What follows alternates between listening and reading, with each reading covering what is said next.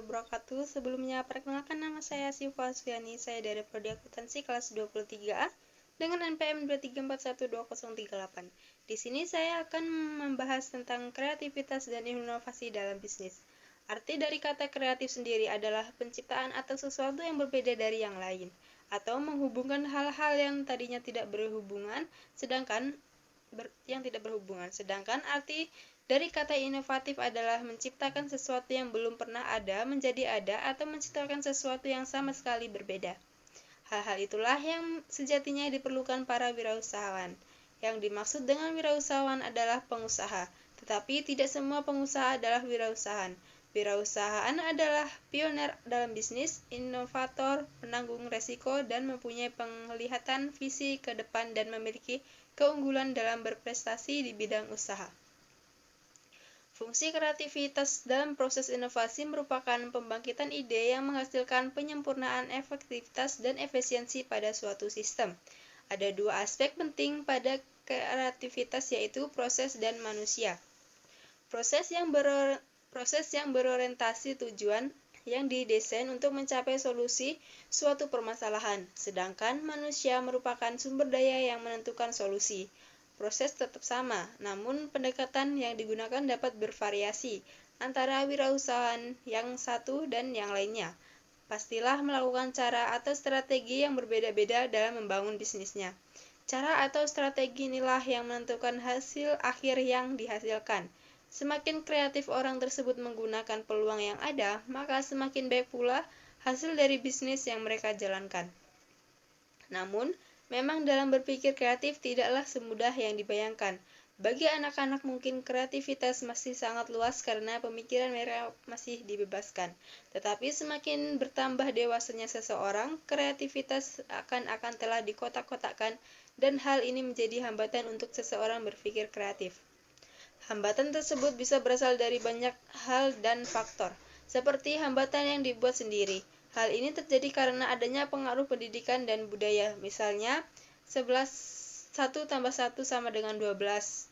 Apabila ada jawaban yang berbeda, maka akan dianggap salah satu aneh. Hambatan lainnya adalah tidak berusaha menentang kenyataan atau menerima apa adanya. Misalnya, orang tersebut terpaku dengan apa yang telah mereka alami selama ini, tidak mau keluar dari batasan-batasan yang ada sebelumnya, dan terpaku pada peraturan-peraturan yang telah membelenggu. Atau hambatan lainnya adalah hambatan yang paling sering ditemukan, yakni takut dianggap aneh atau bodoh. Orang tersebut menjadi tidak berani mengeluarkan ide atau pendapat yang sebenarnya sudah dipikirkan dan ada dalam benak pikirannya. Dan orang tersebut juga tidak percaya diri bahwa ide yang ada dalam pikirannya adalah ide yang sesungguhnya memang benar.